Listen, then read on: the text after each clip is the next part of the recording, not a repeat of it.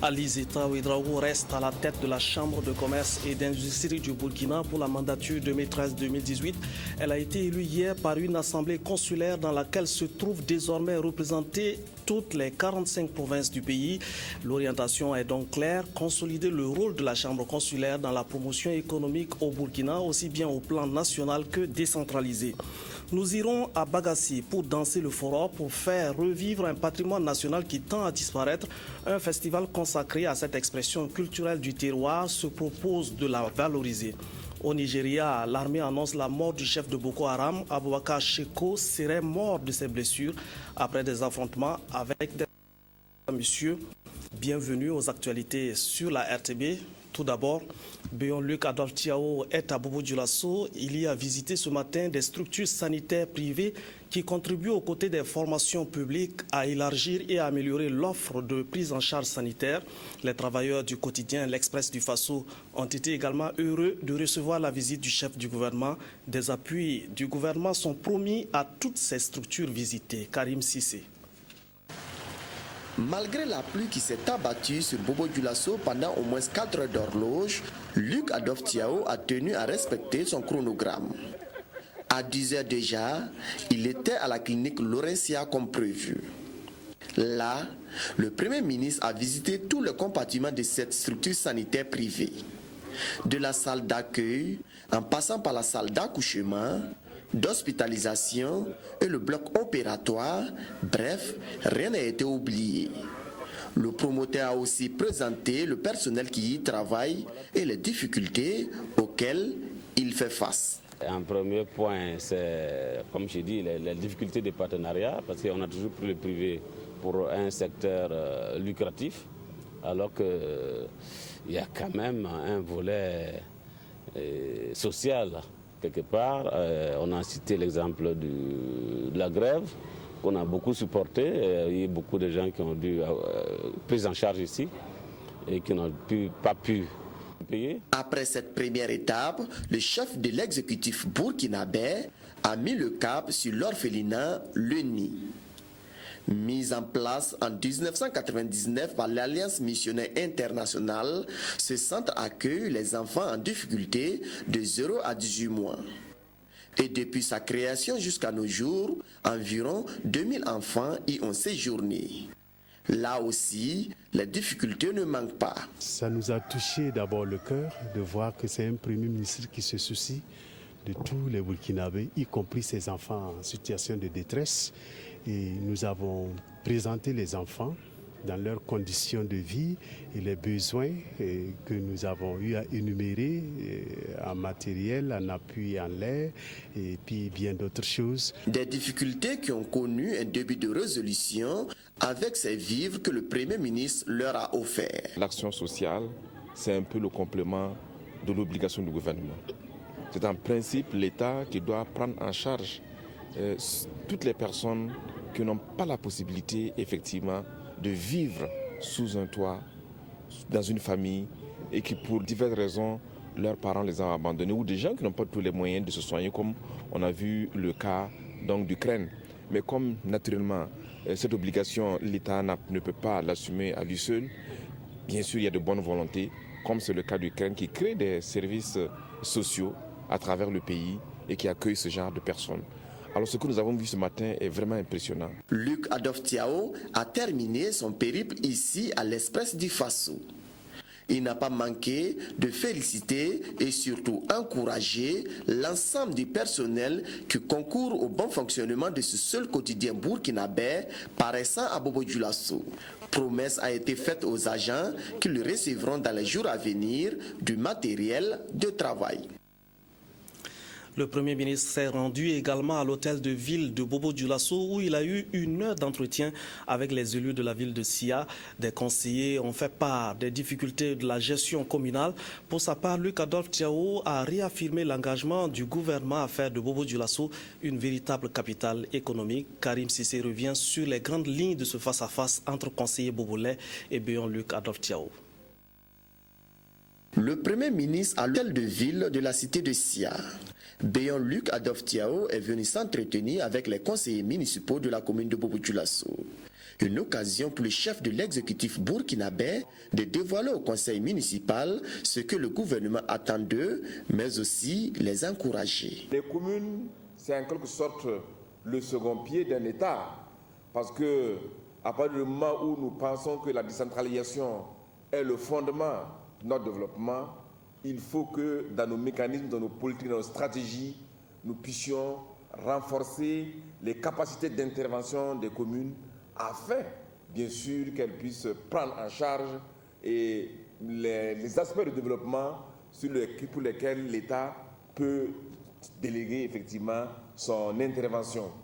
Dans les échanges, le Premier ministre a rassuré les conseillers municipaux que des dispositions seront prises sur le plan économique.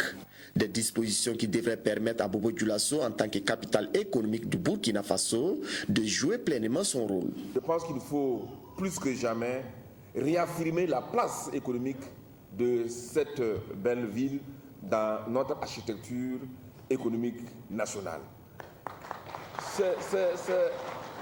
C'est vraiment indispensable parce que c'est vrai, nous sommes à Ouaga, mais de plus en plus nous voyons bien sûr les limites que le développement industriel, par exemple, se fait au niveau de la capitale politique. Il faudrait recentrer cela et permettre à Bobo-Dioulasso, qui est un véritable carrefour, qui a beaucoup de potentialité, de pouvoir attirer de nouveau les investisseurs. Côté chômage et infrastructure, Luc Adolphe Tiao reste optimiste pour la commune de Bobo-Dioulasso. Nous sommes en train de revoir justement le programme spécial de création d'emplois pour mettre à la disposition des communes, et particulièrement des grandes communes comme Bobo-Dioulasso, qui comptent énormément de jeunes. Nous comptons vous mettre les moyens à votre disposition pour que vous puissiez créer des emplois. C'est la nouvelle vision du président du Faso.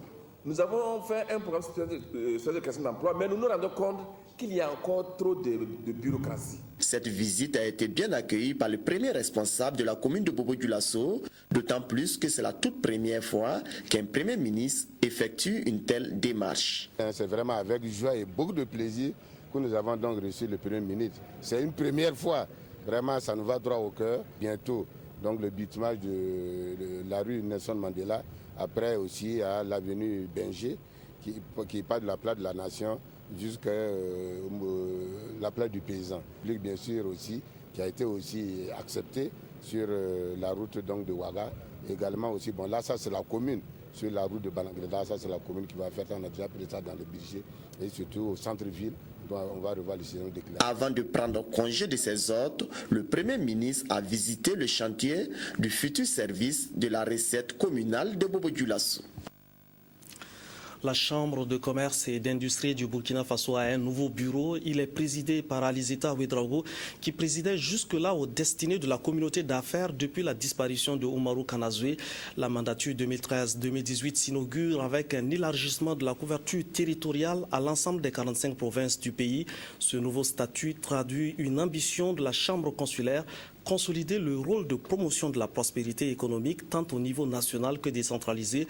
La présidente de la Chambre de commerce l'a réaffirmé à travers les grandes lignes de son plan d'action pour le développement de l'entreprise au Burkina Faso. Le reportage de Ramatou Zida. La nouvelle assemblée consulaire de la Chambre de commerce et d'industrie du Burkina Faso, officiellement installée ce 19 août, est fort de 123 membres. Pour les 5 ans à venir, ils sont chargés de défendre les intérêts des acteurs du secteur privé. Ils sont repartis dans 13 sections territoriales à travers le pays, soit 62 sièges attribués au commerce, 35 à l'industrie et 26 aux services. Ce déploiement devra permettre de pallier l'insuffisance représentative de la précédente mandature sur le territoire national. Il s'agit également de faire en sorte que la Chambre de commerce et d'industrie soit plus proche des milieux d'affaires afin de jouer pleinement son rôle d'accompagnement de l'émergence des pôles régionaux de développement. Nous avons pu dérouler le programme avec satisfaction. Il n'y a pas eu d'accroc. L'ensemble de la communauté des affaires a participé et nous voulons souhaiter que cela permette au Burkina de connaître une avancée sur la réalisation des autres, surtout la déconcentration permettant à toutes les régions d'avoir une section territoriale. Ça c'est très important, et d'avoir une représentation à côté des élus locaux. Et j'invite l'ensemble des régions à profiter aujourd'hui de l'installation des chambres, des sections territoriales, ce qui va un jour amener peut-être l'installation des chambres de commerce régionales. La présente cérémonie d'installation des élus de l'Assemblée consulaire a également consacré l'investiture de l'opératrice économique Alizeta Ouedraogo comme présidente de la Chambre de commerce et d'industrie pour un second mandat. C'est un défi que nous devons relever ensemble. Ce n'était pas donné de réussir cette réforme. Que dit la réforme? Cette fois-ci, vous savez qu'on était représenté seulement dans 11 provinces sur les 45 provinces. Et nous avons fait le défi pour que chaque représentation parmi les 45 provinces du Burkina puisse connaître un élu. Nous avons 10 programmes. Et parmi ces programmes, c'est l'accompagnement du secteur privé, un financement pour le secteur informel et beaucoup d'autres choses que nous devons faire au cours de notre mandat. Les défis sont énormes et le gouvernement attend que ces élus de la nouvelle Assemblée consulaire participent à l'activité économique tant au niveau régional que national. Un élu de la Chambre de commerce ne doit pas seulement attendre que le gouvernement puisse les amener à faire des affaires. C'est eux qui doivent explorer les différents horizons et le gouvernement les accompagne. Nous pouvons aussi ouvrir des pistes de coopération, mais les affaires se font au niveau des hommes d'affaires. Le gouvernement est là pour les appuyer à ce niveau. Donc j'attends d'eux beaucoup d'initiatives, comme je l'ai dit dans mon mot, mais j'attends d'eux aussi qu'ils puissent nous apporter beaucoup de participation et beaucoup d'initiatives dans l'invention dans le monde des affaires au niveau du Burkina aujourd'hui. Les membres de l'Assemblée se félicitent d'ores et déjà d'avoir réussi le pari de la déconcentration en dotant chaque province du Burkina d'un élu consulaire. Pour ce mandat 2013-2018, ils s'engagent à créer les conditions pour un secteur privé fort et plus compétitif sur le marché mondial et surtout dans la sous-région. Parmi les partenaires privilégiés des opérateurs économiques, il y a les services des douanes. Ils sont incontournables dans des opérations d'import-export. Ces agents qui participent à la mobilisation des ressources pour le trésor public se soucient de ces conditions de vie et de travail. Leurs intérêts sont défendus au sein du Sinatrad qui ferait donc au sein du Sinatrad qui tenait ce matin son 5e congrès. Le reportage de Evelyne Touboum Dabiri. Pour la 5e fois consécutive, le syndicat national des travailleurs des douanes a réuni ses militants. Ces syndiqués auront pour tâche de renouveler le bureau exécutif afin d'insuffler un nouveau dynamisme à leur syndicat. Après 2 ans d'existence, le bureau sortant fait son bilan. Les acquis, c'est d'abord ce qu'on appelle, ce sont des acquis financiers d'abord. Il y a aussi que nos camarades ont été tués ou agressés. Bon, nous sommes là-dessus. Nous avons participé pleinement à l'union d'action syndicale et à plein de choses. Donc, nous considérons que voilà, ce sont quand même des points positifs à mettre en notre acquis. Des problèmes d'agression, d'actes de vandalisme et autres perdus. Il y a que les populations d'abord doivent prendre conscience que les douaniers travaillent pour elles. Ce n'est pas pour une quelconque personne. Dans ce cadre-là que nous disons aux populations que nous ne devons pas être les ennemis de ces populations-là. Et il ne faut pas que les gens aident les contrebandiers. Aujourd'hui, vous le savez, il y a des armes, il y a de la drogue, il y a du mercure, du cyanure.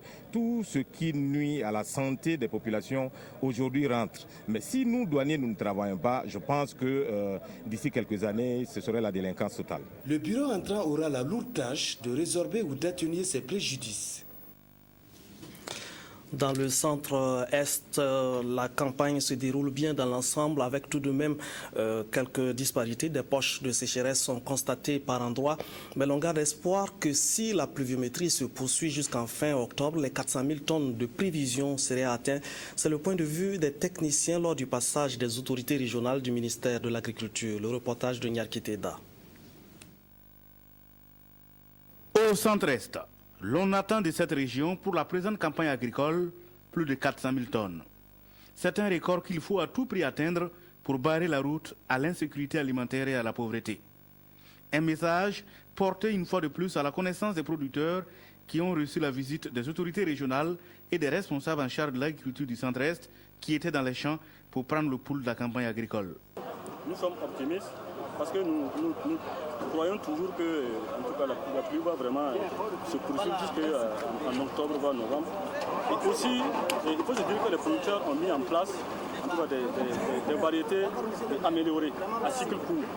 Voilà, donc ce qui va permettre en tout cas de récolter en tout cas au cours de cette campagne, malgré les difficultés que nous avons. Nous sommes un peu satisfaits.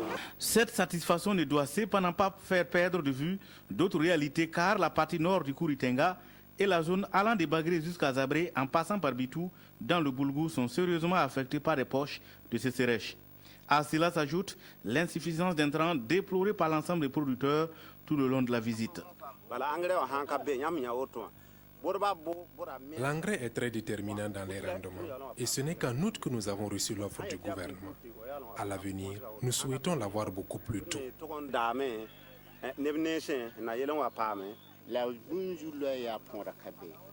Nous avons suivi les conseils des techniciens, mais franchement à ce jour, nous ne disposons toujours pas d'engrais. C'est notre souci principal.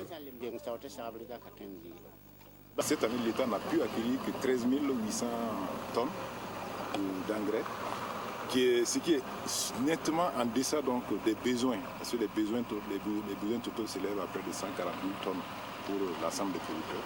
Donc, ça veut dire que ce qu'on a acquis pour les producteurs cette année est nettement insuffisant. 13 000 tonnes, c'est peut-être les besoins d'une seule région. Bon, donc, vous comprenez que il va sans dire que si on répartit ces 13 000 tonnes sur tout le Burkina, sur tout le territoire, c'est vraiment insignifiant. Hormis cet état de fait, les semis sont à un stade assez avancé, levée-montaison à certains endroits et floraison à d'autres endroits. Les rizières, les champs de maïs et de sorgho se font admirer au centre-est. On peut dire que vraiment pour l'essentiel, on a des raisons de se satisfaire et on espère simplement que les choses iront en s'améliorant et que donc on aura de la pluie jusqu'au mois d'octobre, ce qui immanquablement permettra donc aux champs qui sont relativement en retard de pouvoir donc être à la hauteur de nos espérances. Tout le monde s'accorde à dire que l'intensification de la production s'avère être une nécessité. Une intensification qui reposera essentiellement sur une production massive de la fumure organique, notamment dans les rizières, pour booster la production du riz, dont le décortiquage et le stockage se font sur place à Bagré grâce à des unités de transformation. 2 d'entre elles ont d'ailleurs été visitées ce mardi 20 août. À Matiakwali, la pluie a été tellement abondante le 15 août que la commune et ses environs se sont retrouvés inondés. On note d'énormes dégâts matériels et plus de 2000 personnes sans abri. Les sinistrés ont reçu hier la visite du ministre de l'Action sociale et de la Solidarité nationale. Des vivres et du matériel de secours d'urgence sont déployés pour venir en aide aux sans-abri. Oswald Gaëtan Segda et Lazare Pouya. À Matiakwali, Alain Zobret est venu témoigner la solidarité du gouvernement burkinabé aux sinistrés du 15 août 2013. Ces derniers disent avoir tout perdu. Complètement démunis, certains sont relogés dans des écoles. Il y a à peu près 2300 personnes qui sont sans abri. Mais avec la solidarité locale, il se trouve que beaucoup ont été récupérés dans les familles et nous pensons que c'est quelque chose de très important qu'il faut souligner, saluer même. Parce qu'avec ça, nous pouvons espérer faire face à des situations aussi difficiles que celles que nous vivons. Malgré cette solidarité locale et les initiatives de la commune, dont le maire est lui-même sinistré, les conditions demeurent difficiles. Nous avons mis en place un comité de soutien aux sinistrés ce matin qui jouera vraiment un rôle capital pour demander des soutiens, pour encore être auprès vraiment de ces sinistrés-là. Les vivres et le matériel de secours d'urgence sont déjà déployés. Le reste devrait prendre un peu plus de temps. Il y a des revendications qui souhaiteraient qu'ils puissent avoir un certain nombre de facilités pour qu'ils puissent reconstruire leur maison. Nous avons pris bonne note. En ce qui concerne le minimum pour survivre, nous avons pris bonne note, mais nous pensons que cela peut être fait rapidement avec des vivres, des tentes, des couvertures, des lampes. Cela, il pourrait avoir tout cela, en tout cas d'ici demain, ça peut arriver. Pour le reste, nous allons prendre bonne note et nous allons voir avec l'ensemble du gouvernement. De façon concrète, les besoins sont évalués par individu. Selon les techniques que nous avons, nous parlons de 400 grammes par personne par jour. Selon les prévisions du CONASUR, le Conseil national de secours d'urgence, les vivres déployés vont permettre aux sinistrés de tenir 2 mois. La suite doit faire l'objet d'un soutien conséquent. Et pour cela, Alain Zoubgar assure que le gouvernement prendra les dispositions nécessaires. Pendant ce temps, à Ouagadougou, les techniciens et les politiques analysent les forces et les faiblesses des mécanismes de prévention des catastrophes naturelles au Burkina Faso. Un exercice pour prescrire des mesures idoines. La question se pose de façon pressante devant les risques liés au changement climatique et au réchauffement de la Terre. Amadou Marcel To et Sali Nana. Analyser les mécanismes de prévention, de préparation et de réponse aux catastrophes naturelles afin de faire ressortir les leçons apprises, mais aussi de proposer des solutions, c'est l'objectif de ce présent atelier sur la gestion des catastrophes qui regroupe des structures gouvernementales et non gouvernementales sur la question. La situation n'est pas aussi calme qu'on le croit. Il y a d'abord que sur le plan mondial, les spécialistes indiquent qu'il faut faire attention parce qu'il pourrait y avoir des mouvements de pluie, des inondations un peu par-ci par-là, surtout dans la sous-région. Et sur le plan national, vous vivez depuis quelques jours la situation à Matiakwali, où pratiquement en 2 jours, nous avons enregistré près de 2300 personnes qui sont sans abri. Il s'agit d'identifier des acteurs potentiels et préciser leur rôle dans la gestion des catastrophes naturelles et formuler des propositions concrètes pour une cartographie des zones inondables et des abris provisoires d'évacuation. De façon récurrente, le Burkina Faso est frappé par des catastrophes telles que les inondations. Donc il s'agit de revisiter toutes les actions qui ont été menées durant ces années dans la gestion, spécifiquement dans la réponse apportée face à ces situations de catastrophes. Donc il s'agit de revisiter les actions, aussi bien au niveau des structures mises en place par le gouvernement que des partenaires tels que le système des Nations Unies et les autres ONG. Cette démarche, combinée à d'autres initiatives déjà entreprises telles que l'élaboration de la stratégie nationale de prévention et de gestion des catastrophes, devrait contribuer à renforcer les capacités d'intervention rapide. Les actions de reforestation sont une réponse d'atténuation des effets au changement climatique. Le mois d'août est l'occasion propice pour le reboisement. Le ministre Vincent Zakane et ses agents et leurs partenaires, le patronat, les syndicats des travailleurs et les retraités étaient sur le site du SND à Lumbila pour planter 1200 arbres, une plantation pour former un bosquet appelé bosquet du dialogue social. Le reportage de Oumou Sissé.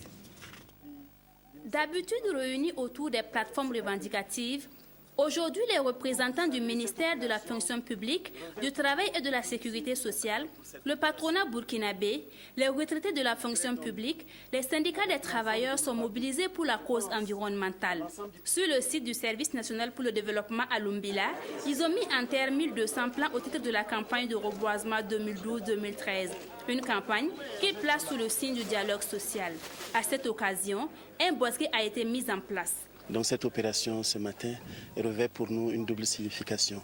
D'abord, elle s'inscrit dans le cadre de la campagne de reboisement organisée par le gouvernement visant à lutter contre la désertification et les changements climatiques dans notre pays. La deuxième signification, c'est que nous savons que l'arbre a une signification symbolique dans notre pays, comme dans la plupart des pays africains.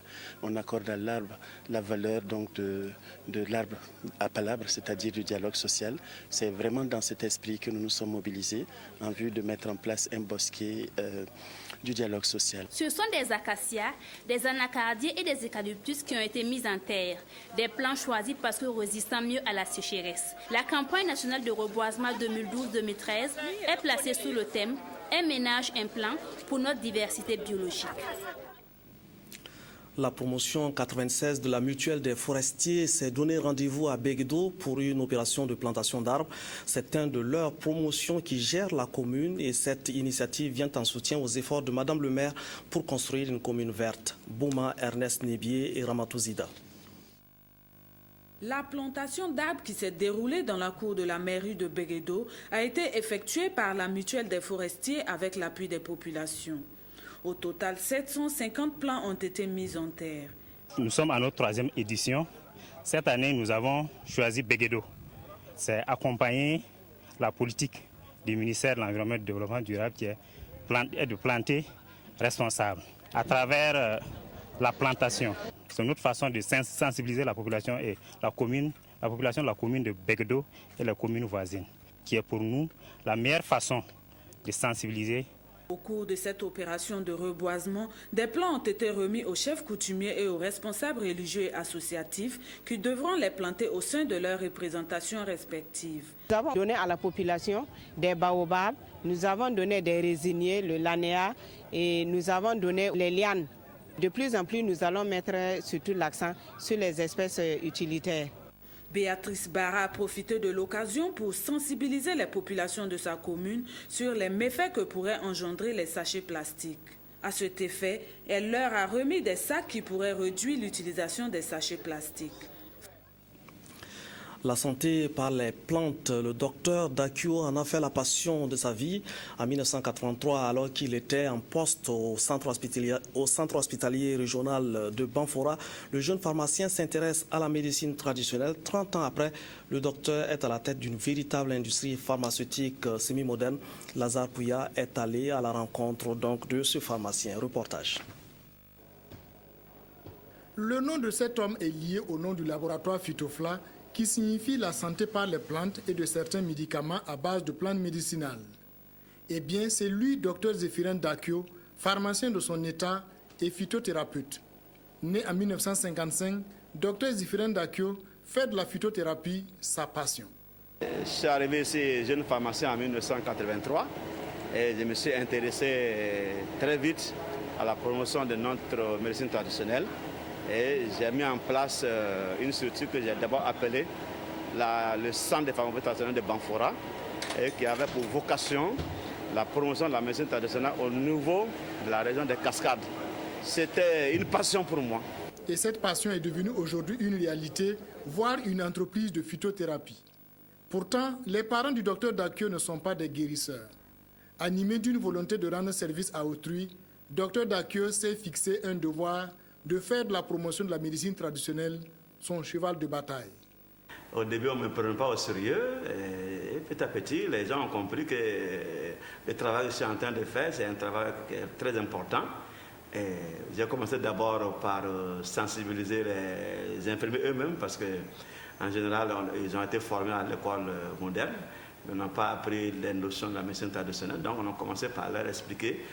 Ainsi, le pharmacien a pu rencontrer et échanger avec une centaine de guérisseurs traditionnels ou de praticiens de santé avant d'organiser les premières journées de la médecine traditionnelle à Banfora. Le message a bien passé et en tant que pharmacien, Dr Dakio a donc décidé d'améliorer les produits que les praticiens de santé ont présentés. En tant que pharmacien, j'ai essayé d'améliorer certaines recettes traditionnelles sous des formes très simples, telles que les sirops, les gélules, les solutions, les pommades. Et on a essayé au niveau de l'hôpital de Banfora, ça donne de très bons résultats. Et ces produits ont été distribués au niveau de certaines formations sanitaires, notamment les postes de santé primaire.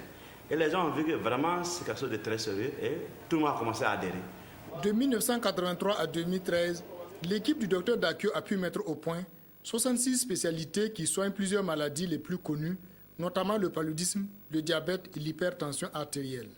Maintenant, nous sommes arrivés au niveau des machines où nous avons une unité de production de médicaments semi-industriels que nous sommes en train de distribuer au niveau de tout le Burkina et bientôt dans l'espace UEMOA. À ce jour, 33 plantes médicinales sont utilisées pour la fabrication de 4 produits homologués par le ministère de la Santé. Nous avons depuis 2005 4 produits. Il s'agit de Dribala pour le palu, c'est une plante qui est seule. La tisane Saï également pour le palu, une association de 3 plantes. Le sirop d'Ouba pour la toux et la potion Kounan pour la fatigue. Aujourd'hui, ses plus proches collaborateurs de l'époque admis à la retraite voient de cette évolution une ambition réussie. Au début, on ne pensait pas que les choses allaient évoluer comme ça.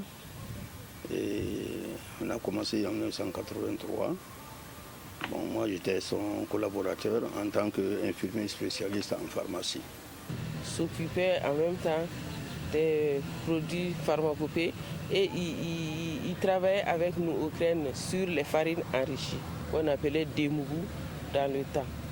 on a commencé avec, si on veut, peut-être 2 ou 3 casseroles comme ça. En 30 ans, les difficultés n'ont pas manqué, mais beaucoup de choses ont changé. Parti du mortier traditionnel, l'équipe du docteur Dakio, composée d'une trentaine d'agents, dont 3 pharmaciens, travaille maintenant avec une usine semi-moderne. Un sachet de dribala, en dehors de l'emballage en carton, si c'est les emballages simples, là, je les vendais à 100 francs pendant près de 25 ans. Et jusqu'aujourd'hui, c'est toujours vendu à 125 francs des sachets, des petits sachets. Ça veut dire qu'en 30 ans, on a fait une augmentation de 25 francs. Ça veut dire que vraiment, bon, ce n'est pas l'argent avant. À 58 ans, l'un des plus grands projets du docteur Dakio, c'est d'aller à la phase industrielle, valoriser le savoir-faire local et de localiser l'unité de production. Je pense délocaliser l'unité, faire quand même une unité de production des médicaments à base de plantes médicinales. Et il y a un aspect vraiment qui me tient à cœur, très important, à savoir les plantations de ces que nous utilisons. Ce que j'ai appelé le concept des vergers de plantes médicinales. Je veux que dans 5-6 ans au maximum, nos producteurs ne soient plus là pour aller récolter les plantes à l'état sauvage, mais eux-mêmes doivent les planter, les récolter, les sécher et venir les livrer. L'activité continue au niveau des laboratoires phytoplas, même dans 100 ans, même dans 200 ans. Et c'est ce que je veux pour les 5 à 6 années à venir. Faire produire des médicaments pour le Burkina et puis pour toute l'Afrique, pourquoi pas. Et c'est ça aussi, avoir une vision grandiose pour soi et pour des générations à venir. Des volontaires américains viennent renforcer les effectifs des enseignants avant de rejoindre leur poste d'affectation. Ils ont prêté serment ce matin en présence de Kumba Boli Bari, la ministre de l'Éducation nationale et de l'alphabétisation, qui a salué dans ce programme du corps de la paix un bel exemple de coopération entre les États-Unis et le Burkina Faso. Le reportage de Moumouna Soubeiga.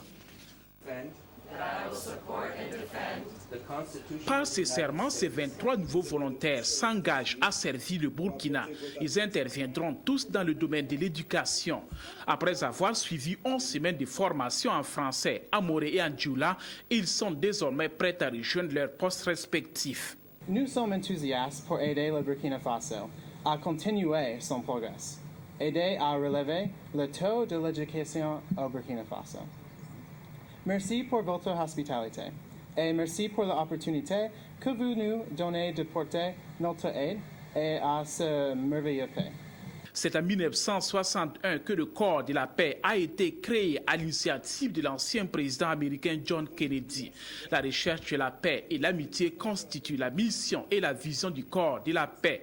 Pour cela, le chargé d'affaires de l'ambassade et le directeur par intérim du corps de la paix invitent ces jeunes à faire preuve de sacrifice sur le terrain. Vous avez choisi de consacrer 2 années de votre vie au service des autres et du peuple burkinabé. Employez tous les outils mis à votre disposition, votre éducation, la formation et au-dessus de tout, votre patience. Vraiment partagez votre expérience et vous-même avec votre communauté. Votre réussite facilitera l'échange de connaissances bénéfiques à tous et conjurera la solitude de l'étranger.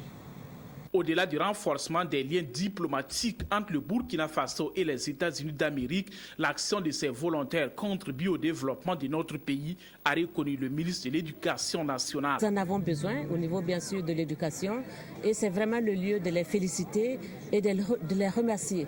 Parce qu'au-delà des ressources financières que les coopérations mettent souvent à disposition, c'est aussi des êtres humains qui viennent avec leur histoire de vie et qui partagent des valeurs. Et je pense qu'un tel type de coopération, c'est vraiment à magnifier et à valoriser. Et c'est pour ça que le gouvernement du Burkina Faso est venu ici pour reconnaître vraiment ce travail exemplaire de coopération humaine. Depuis 1967, date du début d'intervention du corps de la paix au Burkina, plus de 2000 volontaires américains ont servi le pays des hommes intègres dans plusieurs domaines. La prestation de serment de ces 23 éléments porte à 127 le nombre de volontaires américains intervenant au Burkina Faso.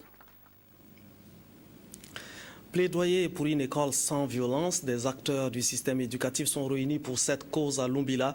Ils vont faire l'état des lieux de la violence en milieu scolaire et proposer des stratégies pour prévenir le fléau dont l'impact est négatif pour l'environnement scolaire. Reportage Sali Nana. Ce sketch illustre les techniques et méthodes de violence employées en milieu scolaire et universitaire. Des cas d'incivisme et d'agression qui prennent de l'ampleur et leur impact contribue à dégrader l'environnement scolaire. C'est pour rechercher des stratégies et des actions pour prévenir ces agissements que se tient cet atelier de réflexion sous le thème « Plaidoyer pour une école sans violence ». Il se passe un trimestre où il n'y a pas de violence, ça et là. Et les violences sont de diverses formes. Nous sommes interpellés d'agir, de faire quelque chose. Et il s'agit là de se concerter, de dialoguer et de trouver des formes pacifiques pour ramener l'école à sa juste valeur. Les participants ont donc 2 jours pour analyser l'état des lieux de la violence dans les milieux éducatifs et proposer des solutions pour une lutte efficace contre le fléau. Nous allons mettre nos expériences et nos perceptions ensemble pour trouver des stratégies et dégager un plaidoyer pour que chacun prenne à bras le corps le phénomène de la violence qui gangrène notre système d'enseignement et de formation. Et c'est un processus à long terme parce qu'il s'agit d'une négociation sociale, il s'agit d'une éducation de longue haleine. On ne peut pas arriver au bout du phénomène très vite, mais petit à petit, nous allons arriver à la maîtriser. Au sortir de cette rencontre, les préoccupations et propositions faites devraient contribuer à apaiser le climat scolaire pour une paix sociale durable et à l'accélération des objectifs d'éducation et de formation. De la danse foro, en savez-vous quelque chose? Il fallait être à Bagassi le 17 août dernier pour voir ces pas de danse se déchaîner. La réalité, c'est que c'est une danse qui tend à disparaître et des amoureux de la culture se donnent un cadre pour valoriser ce patrimoine, le festival de danse foro que nous présente Jérôme Tiendrebego.